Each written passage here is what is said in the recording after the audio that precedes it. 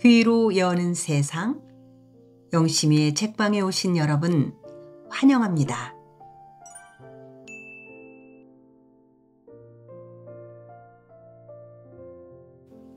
오늘 우리는 한승원님의 동학제 제3권을 함께하고 있습니다. 지난 8편에서는 이유아미가 꼬시린의 주막에서 대릴 사위가 되어 나루터 주막 주변을 어슬렁거리고 있지요. 아는 얼굴들이 주막 쪽으로 오는 날이면은 재빨리 모래밭으로 나가거나 뒷산 숲속으로 들어가 버리고요. 하지만 주모이자 장모, 점단이는 머리 좋고 등치 좋은 사위를 어떻게든 붙들어 놓으려 열심입니다. 무슨 일들이 앞으로 일어나게 될지 궁금해지죠. 9편에서는 어떤 일들이 일어날지 우리 함께 가봅니다. 제3권 슬픈 운명.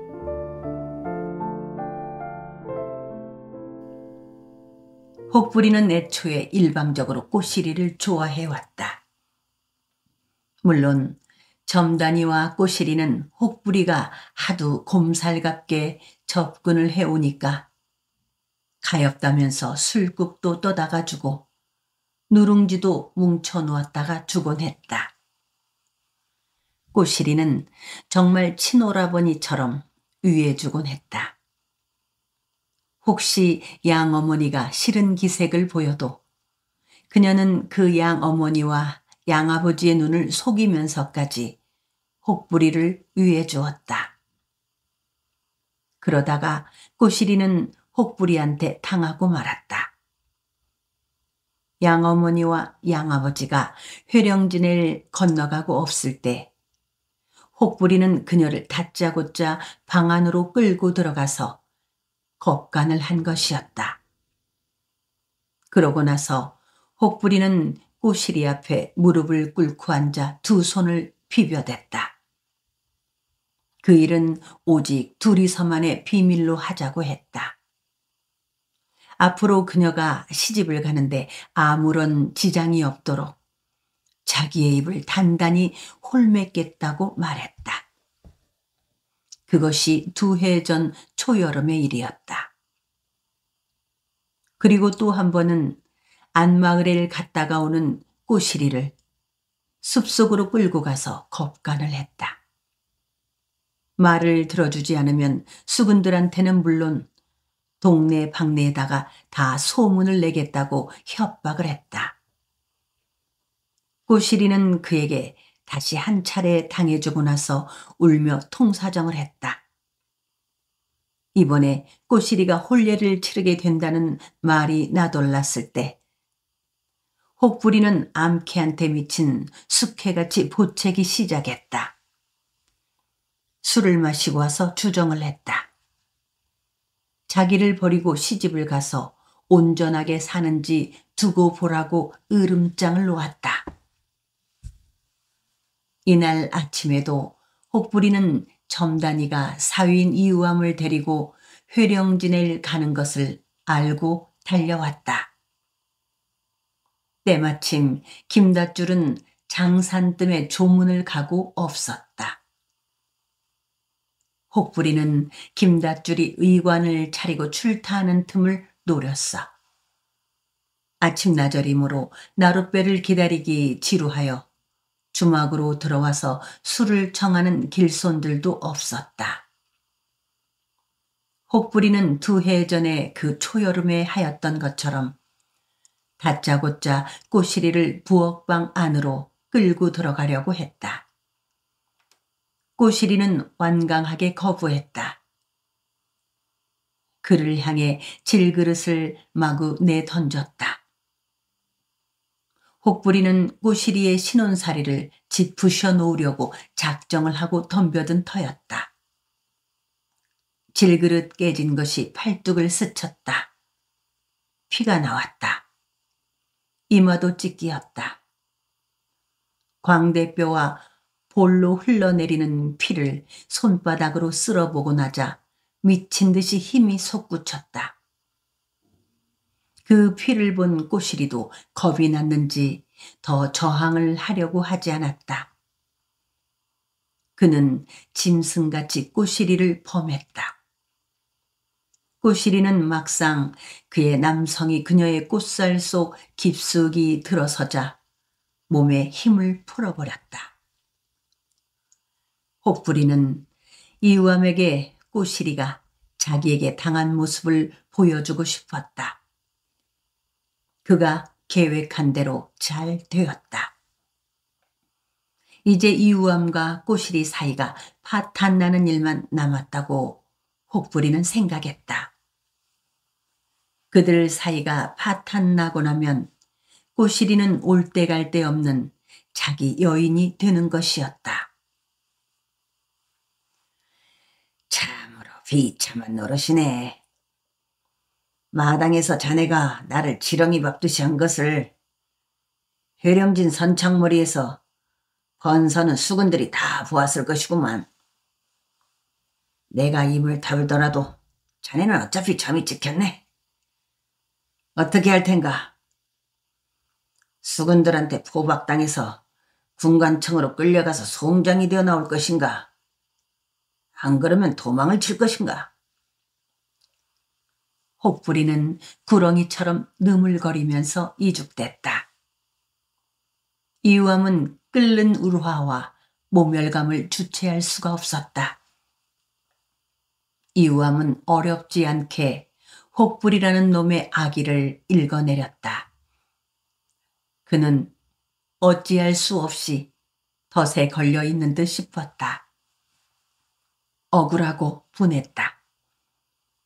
어머니와 형은 이 주막에 이러한 음험한 기운이 도사려 있는 줄도 모르고 이리로 장가를 들게 했더란 말인가. 그는 혹부리를 닥치는 대로 두들겨 패고 작신작신 짓밟아대고 싶었다.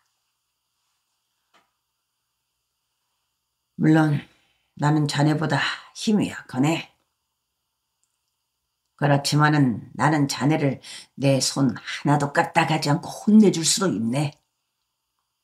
나 무서운 놈이네. 아까 내가 그랬지. 살인범이라고 말이야. 내가 누구를 죽이고 이 회령진 수자리로 귀신같이 숨어버린 줄 아는가? 우리 의붓아버지요. 우리 의붓아버지는 갑밭이었네. 갑밭이 치고는 개망난이었지. 우리 어머니 말고도 계집을 둘이라 거느렸어. 그 때문에 그 개 같은 놈은 우리 어머니 머리채를 날이면 날마다 잡고 나댔단 말이여. 어떤 때는 가죽 뚫는 송곳으로 우리 어머니 허벅지를 쑤시기도 하고 가죽 오리는 칼을 목에 들이대고 죽이겠다고 하기도 했단 말이여. 나한테도 마찬가지로 그랬어. 어느 날 그 의붓아버지가 들이대는 칼을 빼앗아서 옆구리로 구멍을 뚫어주고 도망을 쳐나왔네. 혹부리는 독사처럼 날카로운 눈으로 이우암을 흘끗 보았다. 빈정거리듯이 말했다. 왜? 그렇게 노려보기만 하는가? 또 치고받고 하고 싶으면 얼마든지 직성이 풀릴 때까지 치고받고 와서. 나를 치고받는 일도 이 순간밖에는 더 하고 싶어도 못하게 될 것이네.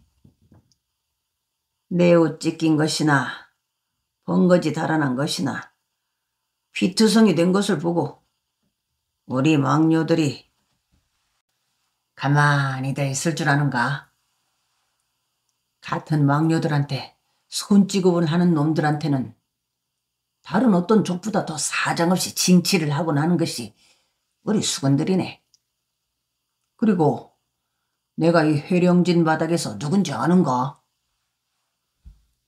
혹부리는 이우암이 자기를 더 어떻게 치고 받고 하지 못하도록 은근히 위협을 가하고 있었다. 어차피 다 버리고 그림으로 떠나지 않으면 안 된다고 이우암은 생각했다. 생각 같아서는 주막으로 가서 꼬시리와 점단이의 머리채를 한꺼번에 잡아 휘둘러 엎어버리고 떠나고 싶었다. 혹부리는 멍에 있는 이유함이 이제 자기의 위협에 녹아난 것이라고 생각하고 있었다. 자네는 그렇지 않아도 우리 막녀들이나 만호 장군한테 정이 찍혀있네. 아직 어린 것이 힘세고 씨름 잘한다고. 뭐 해변 하루 강아지가 범 무서운 줄 모르고 날뛰듯 한다고 말이야. 말이 아주 많네.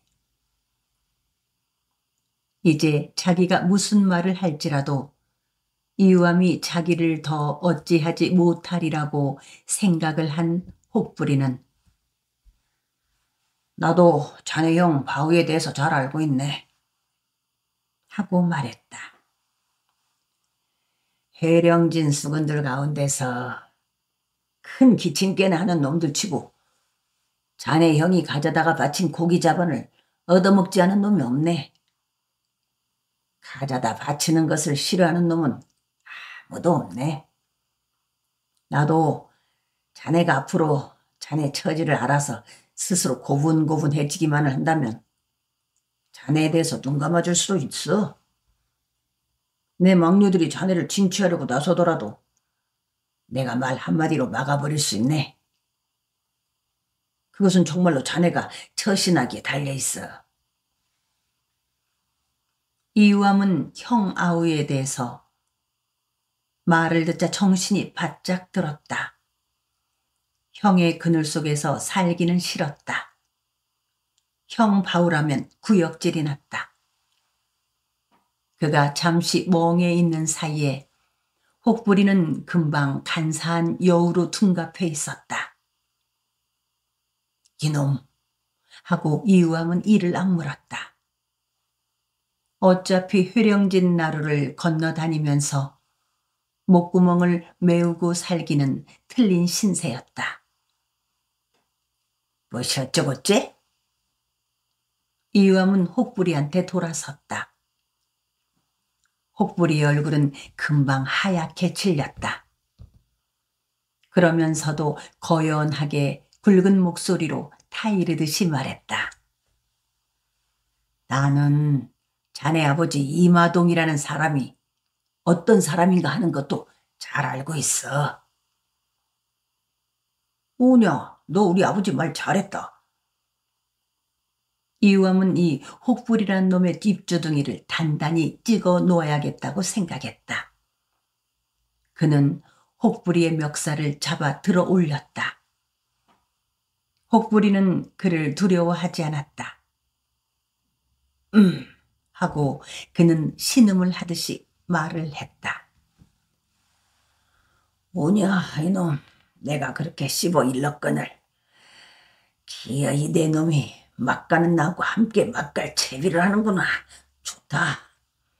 어디 한번 해볼 테면 얼마든지 해봐라. 내 놈이 하는 행투를 봐서는 뒤에서 받쳐줄 만하다 싶으면 얼마든지 받쳐주려고 생각을 했었다. 주막을 해먹고 사는 것이나 일본 놈 밑에서 일을 하는 것도 우리 수군들이 받쳐줘야 해먹고 살지. 그렇지 않으면 어림도 없어. 우리 고참 수군들한테는 만호 장군도 함부로 하지를 못한다. 소금 굽는 것이라든지 어선 지어서 파는 것이라든지 어염세 받는 것이라든지 이것들을 하루아침에 하지 못하게 하려면 얼마든지 할 수가 있는 것이 우리 고참 수군들이다. 나룻머리 주막 점단이도 우리가 술 장사를 못하게 하려면 하루아침에 못하게 할 수도 있어. 이 근동의 풍언이라는 것들, 참봉이라는 것들, 동임이라는 것들, 면주인이라는 것들, 우리 보비를 곰살갑게 하지 않고는 살 수 있는 줄 알아? 해령진 선창에 배를 대는 옹기배, 세곡선, 양곡선 놈들은 우리한테 굽실거리지 않고 무사할 줄 알아. 회령진 아빠 땀물이 우수영 좌수영 안에서 제일로 짜다는 말도 못 들었냐? 이유함은 악에 바쳤다. 가라앉았던 우라가 다시 끓었다. 이 자식이 그에게 매를 맞으려고 그의 끓는 우라에 장단을 맞춰주고 있었다. 오냐 좋다. 이유함은 소리쳤다. 내 놈 몸에 손 한번 짭짤하게 대고 내 놈 막녀들한테 어디 징치 한번 실컷 당해보자. 혹부리는 지지 않고 대들었다. 혹부리는 끈질긴 악종이었다. 나는 원래 놀고 먹기를 누구한테든지 두들겨 맞기만 하고 놀고 먹는 사람이다. 두들겨 맞는 것이 내 무기다. 나를 한번 두들겨 패기 시작한 놈은 끝장이 날 때까지 두들겨 패줘야만 한다. 내가 두들겨 패라고 몸뚱이를 아주 듬이를 주니까. 그런데 대개는 끝까지 못 패고는 질리고 만다. 질리면 나한테 잘못했다고 무릎을 꿇지 않을 수가 없다. 너도 언젠가는 나한테 무릎을 꿇고 형님 살려달라고 할 것이다. 세상에서 가장 무서운 것은 피다. 하고 이유함은 혹부리를 비웃었다. 혹부리 앞에서 결국 무릎을 꿇고 세상의 모든 사람들하고 자기는 다를 것이라고 생각했다. 그는 혹부리를 일으켜 세우고는 주먹으로 턱을 쳐주고 발길로 배를 내질러 차주었다. 혹부리는 아무 소리도 질러대지 않았다. 거칠게 숨만 내쉬고 있었다. 여보소 사위. 산기슭의 숲 어구에서 점단이가 그를 부르는 소리가 간헐적으로 들려왔다. 숲을 빠져나오자 점단이와 꼬시리가 기다리고 있었다. 흰 햇살이 눈부셨다. 그의 앞에 짙푸른 바다가 누워 있었다. 그는 그들을 버리고 앞장서서 주막으로 내려갔다.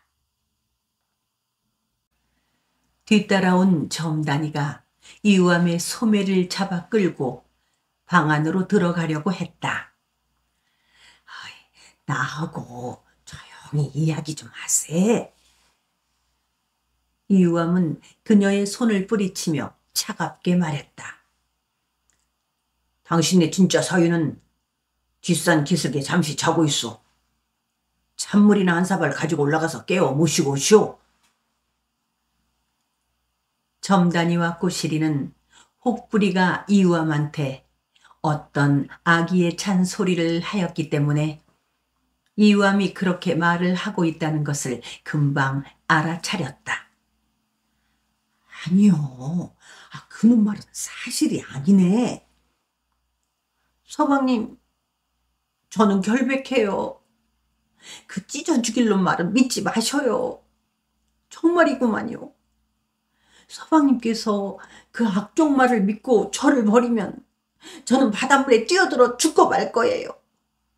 여보, 제 말을 믿어주셔요. 꼬시리는 울먹거렸다.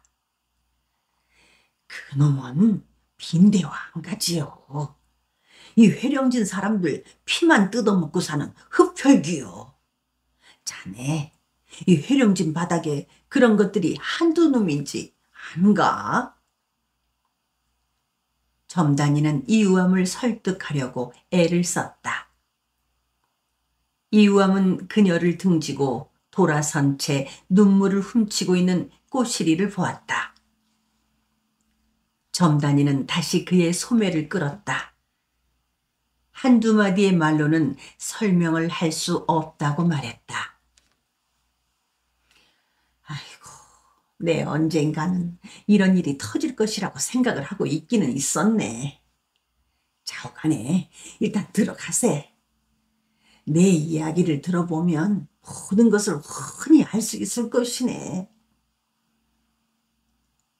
이들 모녀의 뒤가 구리기는 구린 모양이구나 하고 이유암은 생각했다. 그의 머릿속에 혹부리가 꼬시리를 범하는 모습이 그려졌다. 이 여자를 어떻게 아내로 맞아 살아간단 말인가. 이 여자는 앞으로도 틈만 나면 또 얼마든지 혹부리의 청을 못 이긴 채 하고 들어주곤 할 것이다. 정이 더 깊어지면 귀찮은 나를 죽여 없애버려려 할지도 모른다. 이유암은 부엌방으로 들어갔다. 입고 있는 깨끗한 가는 베옷을 벗어서 팽개치기 위해서다. 점단이가 이유암의 뒤를 따라 부엌방으로 들어왔다. 꼬시리는 부엌문 밖에서 훌쩍거리고 있었다. 점단이는 이유암을 방바닥에 주저앉혔다. 자네, 오해를 해도 단단히 한 모양이고 넘겨짚어도 몇 잔등을 넘겨짚은 모양이네. 서두르지 말고 내 이야기를 자상하게 듣소. 당신 말을 듣고 말고 할 것도 없소. 내가 입고 온 그 옷이나 내놓으시오. 이유암은 무뚝뚝하게 말했다. 점단이는 목청을 드높여 외치듯이 말을 했다. 이 사람이 참말로 어째 오늘 이런단가? 나 자네 생긴 덩치나 훤한 얼굴처럼 넉넉하고 덕성스러운 줄 알았더니 오늘 보니까 참말로 어째 오늘 이런단가? 나 자네 생긴 덩치나 훤한 얼굴처럼 넉넉하고 덕성스러울 줄 알았더니 오늘 보니까 참말로 겨자씨 같고 좁쌀만 하구만. 대장부가 그러면 못 쓰네. 그 불안당 같은 놈이 이러고 저러고 했노라고 주둥아리를 올리면은 우리 모녀한테 그게 사실이냐고 물어보고 나서 마음의 결정을 해야 마땅한 일이지. 이런 경솔이 어디 있단 말인가? 회령진 바닥에 나가서 길을 막고 물어보소. 내 말이 그런 데 있는단 말이야. 나도 허리에 치마를 두른 사람이라 속이 좁고 안다고 하는 것이 술 빚어 길손 대접하는 일밖에는 모르는 여편 내지만은 그래도 귀동냥으로 얻어들은 최소한의 사람의 도리는 알고 있네. 사람의 만나고 헤어지는 것은 법도대로 해야 하는 법이요. 그 법도라는 것은 하늘이 시키는 대로 해야 하고 임금이 내린 영에 따라 해야 되고 공명의 가르침에 따라 해야 하는 법이요. 그런데 이렇게 하루아침에 막살이를 하고 훅 떠나가 버려도 된단 말인가? 이것은 짐승들의 일도 아니요. 점단이의 말을 듣고 보니 따는 그러할 듯도 싶었다. 자기가 너무 성급했다고 생각했다. 상대 쪽의 이야기를 잠시 들어주자고 생각했다. 그는 눈길을 방바닥으로 떨어뜨리고 기다렸다. 점단이가 하고 목을 가다듬더니 무당이 넋두리를 하듯이 말을 이었다. 어떤 데서부터 풀어나가야 제대로 이 복잡한 속을 시원하게 풀어나갈 수 있을 것이라냐. 그녀의 말은 푸념이었다. 푸른 골짜기에 숲속을 흐르는 물줄기같이 거침이 없었다. 이 손, 저 손들한테서 얻어들은 보석 같은 말들을 줄줄이 꿰어 나갔다. 사람은 길을 가다 보면 소를 만날 수도 있고 미친 개한테 쫓길 수도 있는 법이네. 돌뿌리에 걸리거나 칡넝쿨에 걸려서 넘어져서 이마를 찧을 수도 있고 땅가시에 정강이를 핥힐 수도 있는 법이요. 숲 새길을 가다 보면은 왕거미줄을 뒤집어 쓰고 눈앞이 캄캄해질 수도 있어. 점단이는 잠시 말을 끊고 숨을 돌리면서 마른 입술에 침을 발랐다.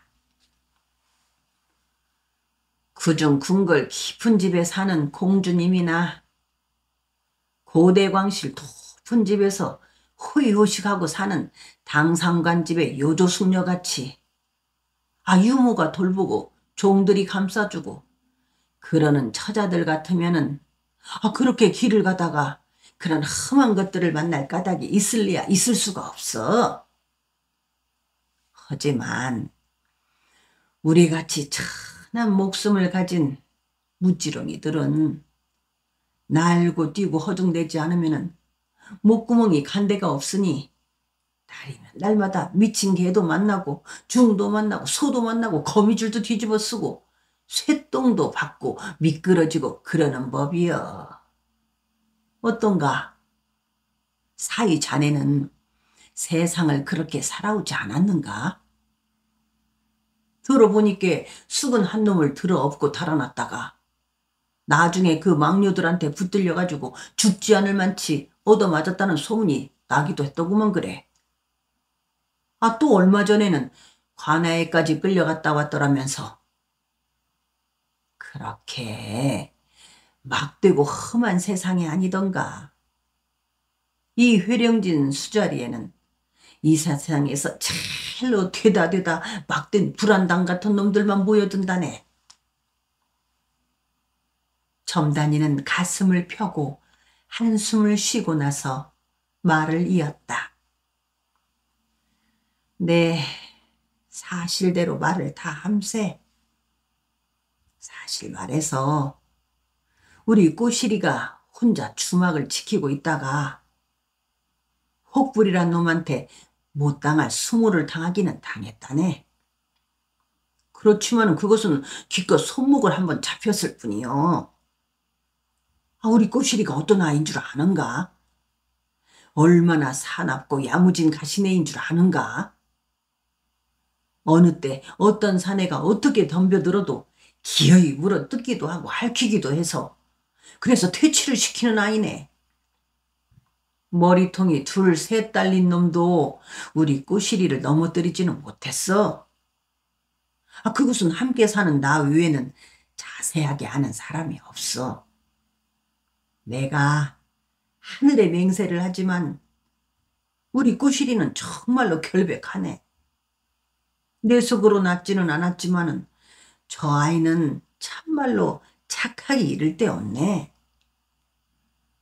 드나드는 손들한테 지독스럽다는 소문이 났어.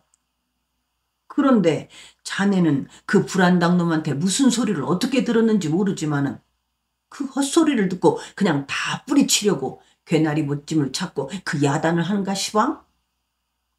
자네 그랬다가는 참말로 죄받을 것이네.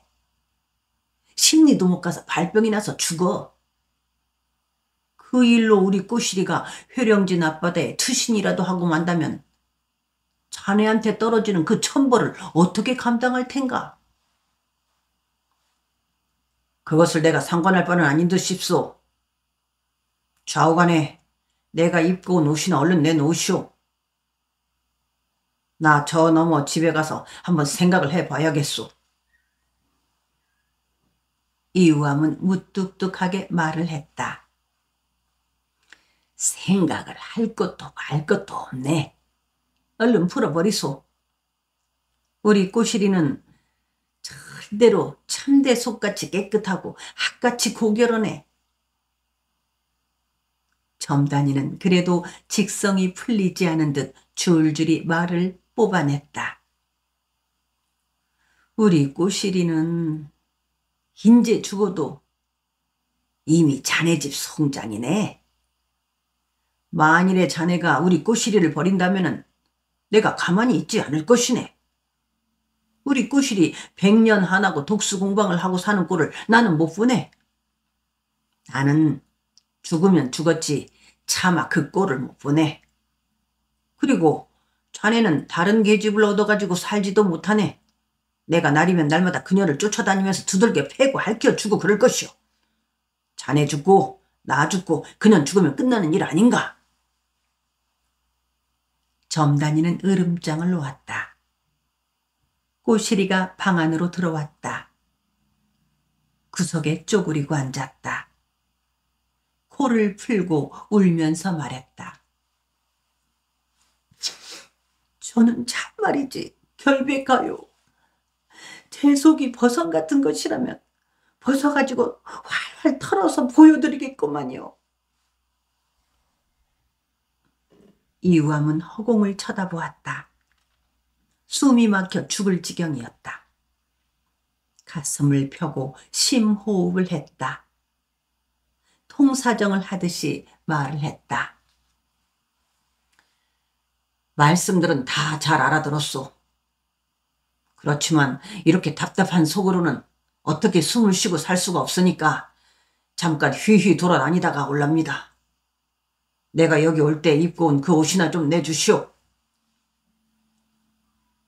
어디를 갔다가 오려면 지금 입고 있는 그 옷으로도 얼마든지 삼천리 방방곡곡을 다 쓸고 다닐 수 있겠네.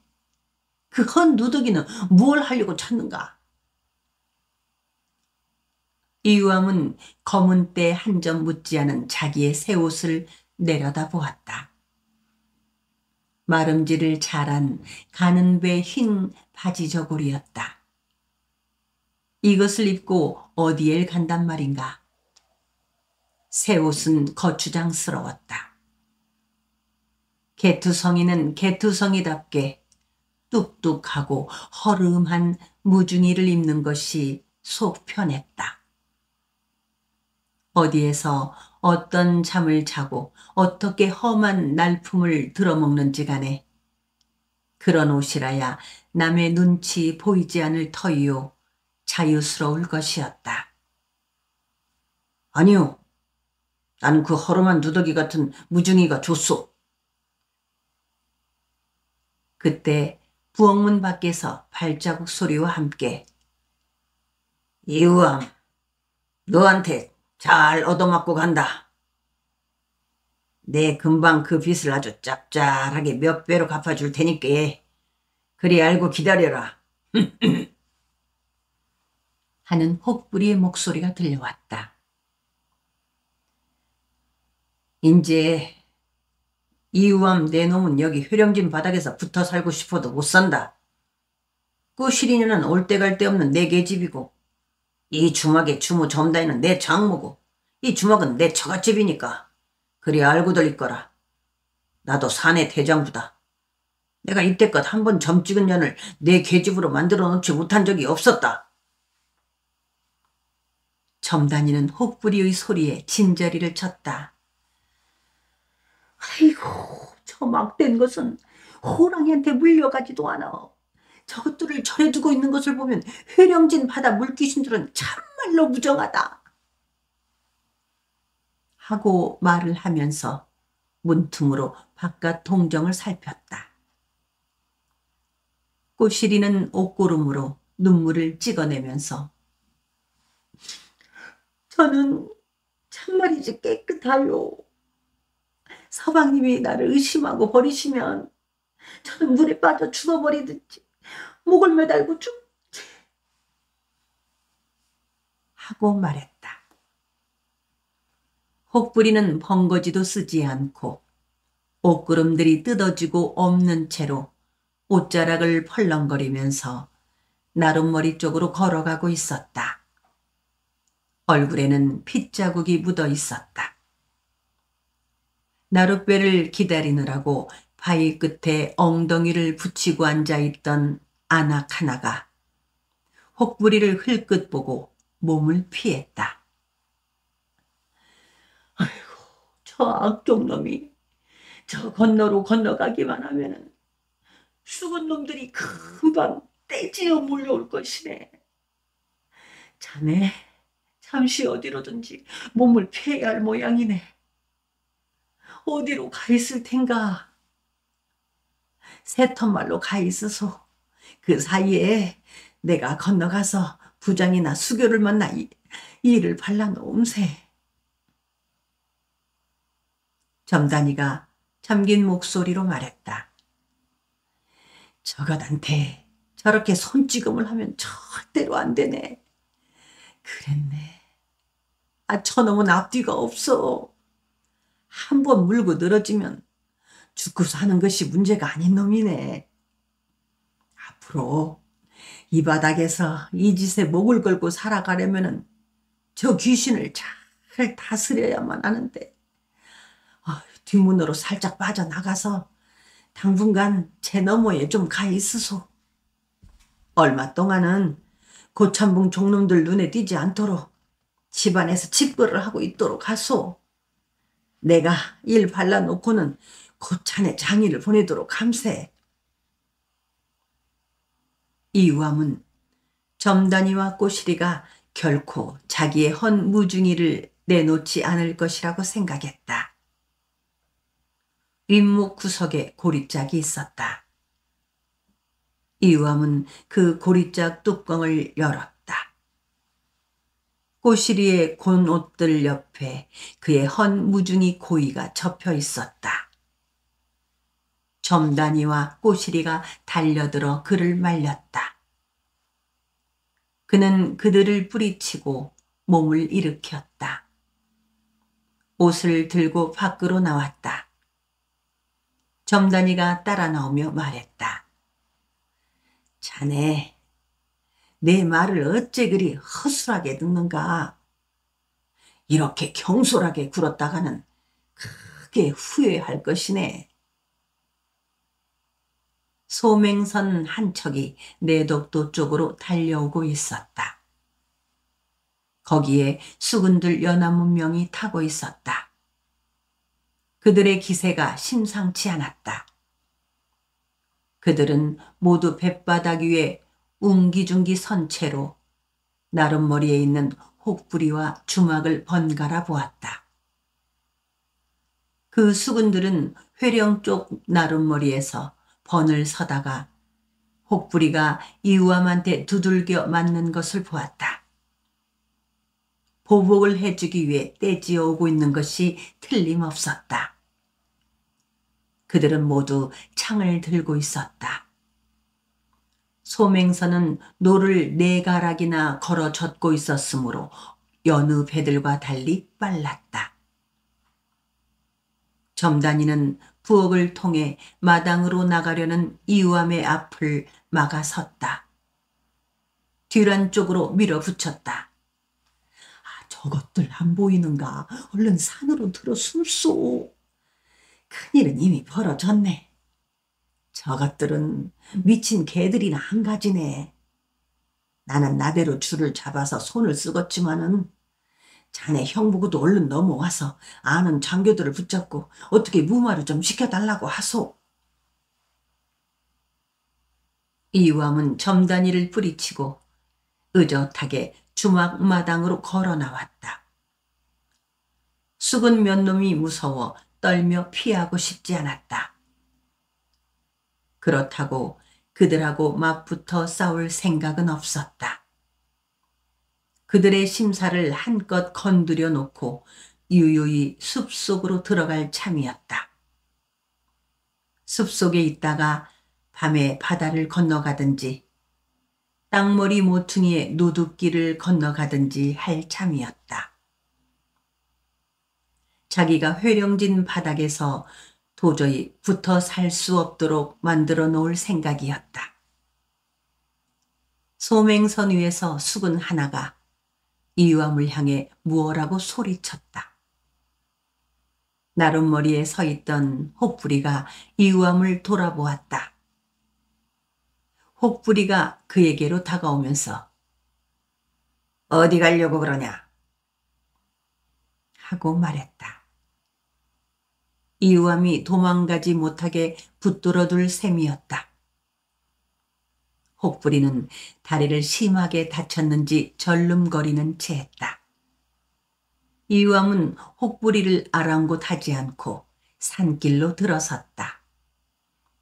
혹부리가 절름거리면서 그의 뒤를 쫓았다.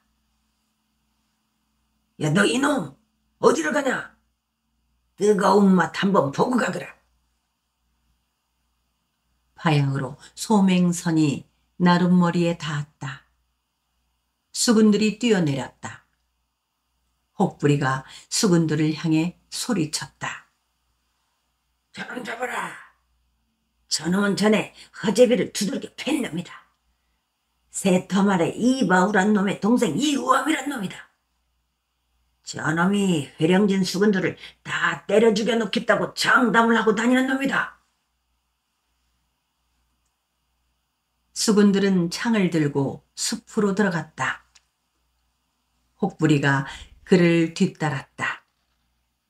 그렇지만 그들은 이우암을 붙잡을 수 없었다. 얼마쯤 쫓아가는 채 하다가 돌아섰다. 혹부리를 앞장 세우고 주막으로 돌아왔다. 집구석에다가 불을 싹 질러버리기 전에 얼른 그놈 잡아오너라. 광대뼈가 튀어나오고 눈꼬리가 하늘로 올라간 수군이 눈을 어질지 못하게 휘둥글리면서 점단이를 향해 소리치며 말했다. 점단이는 수군들 다루는 법을 오래전부터 익혀왔다. 무당들이 잡귀신들한테 물밥을 뿌려주듯이 국밥에다 술을 끼얹어주면 금방 풀어지는 것이었다. 그들은 걸판진 술상이 나오도록 하기 위하여 일부러 우악스럽게 굴었다. 아이고 좌우지간에 우리 앉아서 이야기하십시다. 아 구실아, 너 못하고 있냐? 얼른 평상에다가 술상 좀 봐라. 수군 나으리들 출출하시니까 한 잔씩 하시라고. 점단이의 능갈치는 솜씨는 회령 바닥에서 둘째가라면 서러울 터였다. 어째서 그렇게들 시큰둥했으시오? 우리 술 이때껏 한두 번 잡숴보셨소? 내사 내일 당장 술장사를 콱 말아먹는 한이 있더라도 회령진 수자리 번들고 있는 수군 나으들한테는 손 크게 퍼주곤 하오. 그녀는 광대뼈가 많이 튀어나온 수군의 소매를 잡아다가 평상에 앉혔다. 그 광대뼈 많이 튀어나온 수군은 홍대추였다. 코끝이 빨갛고 광대뼈 내민 것이 빨아버린 배추씨 같다 하여 붙여진 벼로였다. 그들은 혹부리와 패를 지어 다니곤 하는 성불리 남정네였다.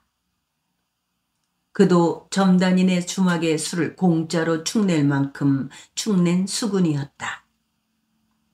그들은 언제든지 출출하면 군선을 이끌고 건너오곤 했다. 그는 고참이었다. 어떤 때는 다른 신참 수군들이 몰려와서 행패를 부리지 못하게 막아주겠다는 핑계로 하루 내내 눌러앉아 술을 축내기도 했다. 홍대추는 그래도 혹부리와는 달리 꼬시리한테 집적거리지는 않아서 좋았다. 홍대추는 못 이기는 듯이 앉으면서 다른 수군들에게 잠시 엉덩이를 붙이고 기다려보자고 말했다. 너스레 떨지 말고 얼른 그 허우대 크고 뚝심 세다는 사이놈이나 데리고 와봐. 어디 얼마나 힘이 센데 우리 불쌍한 수절이 들어온 사람들을 그렇게 닥치는 대로 매어 치곤 하는지 쌍판이나 한번 보더라고. 땅딸막한 수군이 홍대추 옆에 앉으면서 점단이의 밑을 받쳤다. 날 저물어지고 배가 등가죽에 붙으면 오지 말라고 해도 기어들어올 것이오. 싹 잊어버리고 술부터 한 잔씩 하시오. 나도 그 불안당 같은 사위 얻은 것을 후회 막급이요. 기운 새끼가 황소한 가지요. 앞뒤 가림이 없어요. 수군 나으리들도 혼자씩은 절대로 우리 집에 발걸음하지 마시오. 그 사위놈한테 한 번씩 모질게 당하고 나서 그랬네 저랬네 하지들 마시고. 점단이는 상바닥을 행주로 훔치면서 말했다. 꼬시리는 잡귀를 쫓기 위하여 고사상을 차리듯이 서둘러 술상부터 차렸다. 아이고 우리 꼬 혹부리가 꼬시리한테 점을 콱 찍어놓고 목이 대빨이나 빠지게 기다리고 있었는데 왜 딸을 엉뚱한 대로 여였소? 수군들은 입에 씹히는 대로 뇌가려댔다. 뭐 어디 어떤 놈한테 여였던 주간에 그것은 상관할 것이 없어.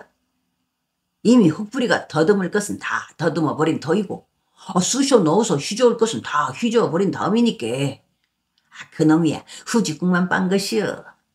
이제라도 늦지 않았어. 혹부리가 여기서 붙어 살아버리면 되는 것이여. 혹부리 자네는 그 이유라는 놈 나타나면 날 잡아잡소 하고 무조건 고개를 들이밀어. 그놈이 손찌검을 하기만 하면은 꼬시리 방에 들어두어 버려. 그리고는 꼬시리를 보듬고 자버리면 되는 것이여. 혹부리 두들겨 패고 나간 그놈은 이제 이 바닥에 다 들어왔느니라. 회령진 수군들이 가만히들 있지 않을 것이오. 회령진 바닥에 널려있는 수조들 모두가 몽둥이 한 대씩만 얹으면 그 몽둥이가 모두 몇 개고 모두가 돌팔매질 한 번씩을 하면 그놈한테 쏟아지는 돌멩이가 몇 개이겠는가. 점단이는 해장국을 퍼오고 조개국을 끓여왔다. 술 한 동이를 내다가 놓고 한 사발씩을 가득가득 부어 안겨주었다. 수군들은 언제든지 아귀들처럼 잘 먹고 잘들 마셨다.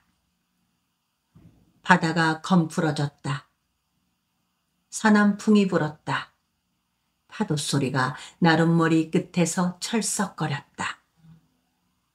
술장사를 하려면 수군들을 잘 얼러야 하는 것이었다. 점단이는 술 한 잔을 혹부리한테 안겨주면서 속에 박힌 옹이 풀어버리고 쭉 한 잔 들이켜시오. 우리 사이한테 당한 건 잊어버리시오. 우리 사이도 환하게 생겼지요. 회령주를 건너갔다가 오니께는 혹부리가 우리 딸이 혼자 들어있는 부엌에 들어갔다가 나오지 않았소?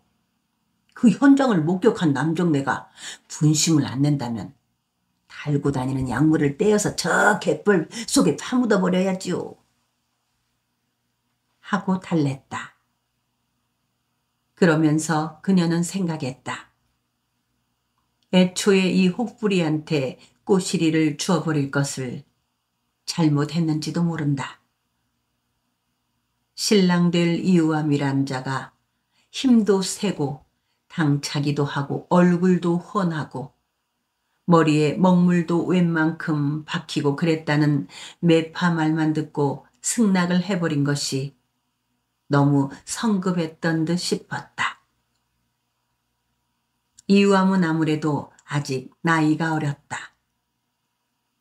회령진 바닥의 억센 짠물과 구질구질한 갯바람을 거스르기는 역부족일 터였다. 이제라도 늦지 않았으니 꼬시리를 설득하여 볼까. 여자 팔자는 뒤웅박 팔자라고 했다. 남정네를 만나기에 따라 팔자가 달라지는 것이었다. 혹부리를 옆에 앉혀놓고 장사를 한다면 쉬파리들처럼 엉겨붙을 수군들을 간단히 뿌리쳐버릴 수 있을 터였다. 그녀는 혀끝을 물었다. 내가 지금 이 무슨 미친 생각을 하고 있는 것인가? 내 집사람이 있는 방에 내가 들어갔다가 나왔는데 어느 놈이 무슨 강짜를 한단 말이오? 혹부리는 점단이를 쏘아보면서 느물거렸다. 그녀는 그의 느물거리는 것이 지긋지긋했다. 고개를 쳐들고 허허하고 웃었다. 조문 같던 김닷줄이 마당으로 들어섰다. 점단이는 만만한 남편한테 화풀이를 했다. 우리가 외대인 만나고 온 다음에 조문을 가면 그 저승에 간 사람이 당신을 데리고 가겠다고 그럽니까? 당신 없는 사이에 집안에서 무슨 일이 터졌는지 아시오? 점단이의 질그릇 내던져 깨는 듯한 소리에 김닷줄은 멍해졌다. 어서 옷 벗고 술심 부리면 하시오. 김닷줄은 눈을 자주 깜빡거리면서 점단이와 꼬시리를 번갈아 보았다. 그 김닷줄을 향해 혹부리가 느물거렸다. 장인어르신, 이리 와서 술 한잔 하시고 얼른 쫓아가서 그 가짜 사위란 놈 데리고 오시오. 번서고 있는 수군을 능멸한 죄가 어떤 죄인 줄 아시오? 회령진 만호 장군 나으리 능멸한 것은 한 가지고 상가 목구름 뜯고 왕관 벗겨서 팽개친 것이나 진배 없소. 그놈은 역적하고 똑같은 놈이오. 그 이유란 놈 어디로 갑니까? 이리 와서 얼른 이실직고를 하시오. 안 그러면 저 건너 군관청까지 김닷줄이 가야 하겠소. 그 이의암이란 놈이 붙잡혀 들어올 때까지 김닷줄이 대신 곤장을 맡기도 하고 주리를 틀리기도 하고 그래야 할 것이오. 홍대추가 술기로 벌게진 얼굴을 쳐들고 말을 했다. 그의 눈씨는 뻣뻣했고 벌겋게 충혈되어 있었다. 김닷줄이 평상에 앉은 수군들 앞으로 가면서 굽실거렸다. 아이고, 수군 나으리들, 그 무슨 선득한 말씀들을 그렇게 하시오? 아마 우리 사위하고 사이에 뭔 일인가가 있었던 모양인데 대신 내가 이렇게 두 손을 싹싹 빌고 사죄를 할 테니까 용서하시고 술들이나 많이들 잡수시오. 그 사위란 놈 도둑걸로 들어갔지? 사실대로 말을 해봐. 홍대추가 눈살을 찌푸리면서 말했다. 김닷줄도 도둑골에다가 3푼께나 가져다 바쳤겠지. 혹부리가 추궁을 했다. 무슨 쓸데없는 말씀들이오. 김닷줄은 얼굴을 일그러뜨리면서 말했다. 회량진 바닥에서 귀신은 속여도 이 홍대추는 못 속여요. 홍대추가 빈정거렸다. 시방 회량진하고 내덕도 일대에 묘한 바람 한 줄기가 돌고 있단 말이야. 그것이 뭔 바람인지 알아? 구름이 난리가 났어. 동학패들 우두머리인 이난이가 구림서온 사람들한테 단단히 몰리고 있단 말이야.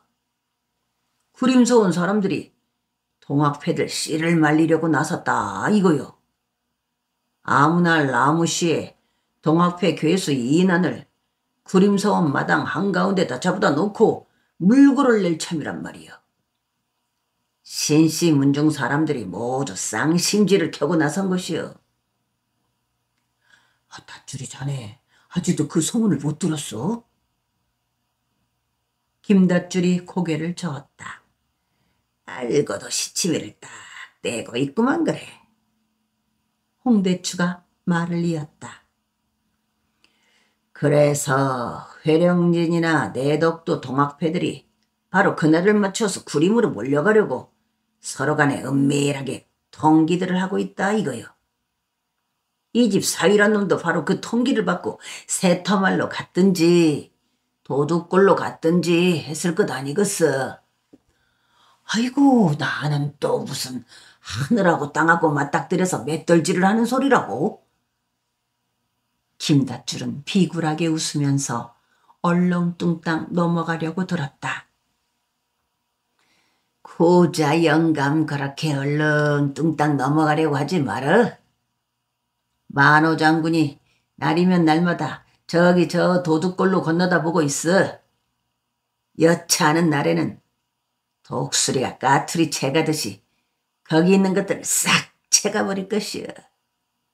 그리고 우리들 눈밖에 나지 않도록 잘 알아서 섬기도록 하고 좋은 말로 할 때 사유인지 유감인지 그놈 싸게 내리고 와. 홍대추가 김닷줄의 등을 철썩 때렸다. 팔려가는 누이. 이유암은 날아갈 것처럼 몸이 가벼웠다.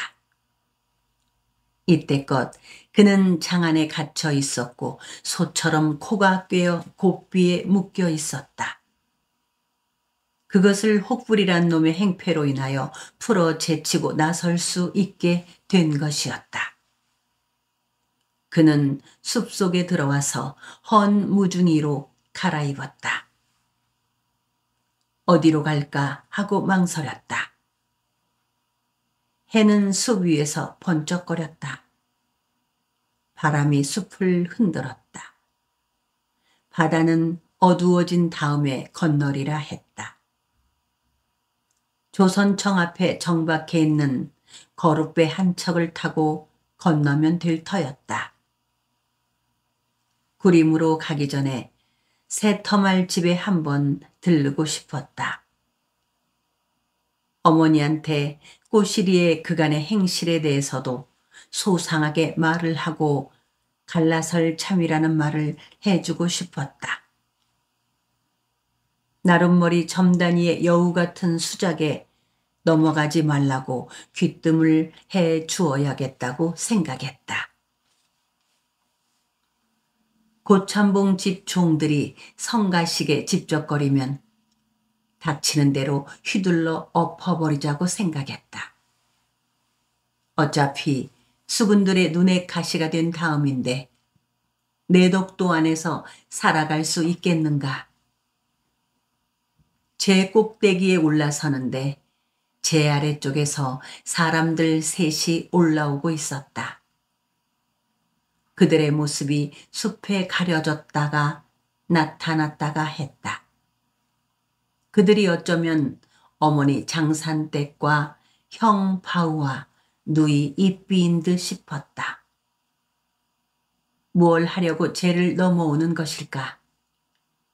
이삐가 아파서 의원한테 데리고 가는 것일까? 마장골 건너 삼박골에 영한 의원이 있다고 했다. 이유암은 제 아래쪽으로 내려가서 그들을 마중했다.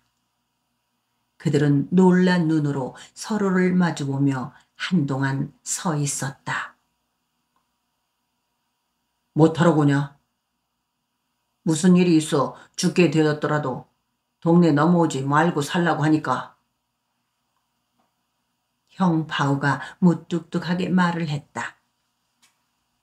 이유암은 형 바우를 외면했다. 어머니와 이삐의 손 하나씩을 잡고 어디에 가느냐고 물었다. 어머니는 이유암의 손을 흔들어대며 무얼 하러 여기 넘어오냐. 이제 내 집은 나룻머리 주막이라고 안 그랬더냐. 그 집 장인 장모를 부모처럼 모시고 살라고 안 그러더냐. 어머니 장산댁은 이바우에게 그냥 돌아서서 쟤를 넘어가자고 말했다. 새터말이나 갯말이나 모두들 모여서 작당이나 하려고 하고 동학인가 무엇인가에만 미쳐 날뛰고 사람 살만한 데가 아니다. 여기에는 발도 디디지 말아라. 귀 막고 눈 가리고 나룻머리에서 살아야 한다. 앞으로 두고 봐라. 큰 난리가 몰려올 것이다. 사람들 하는 수작들이 아무래도 뒤숭숭하고 휘태휘태하다. 이삐는 눈물 가득 담긴 눈으로 이유암을 보았다. 쪼그려 앉으며 소매 끝으로 눈물을 훔쳤다. 새 쪽빛 치마에 흰 저고리를 입은 이삐의 얼굴이 여느 때보다 더 흰 듯 싶었다. 전보다 더 탐스러웠다. 키도 훤칠했고 가슴도 실팍해졌다. 처녀 티가 완연했다. 검은 머리채가 허리에까지 내려왔다.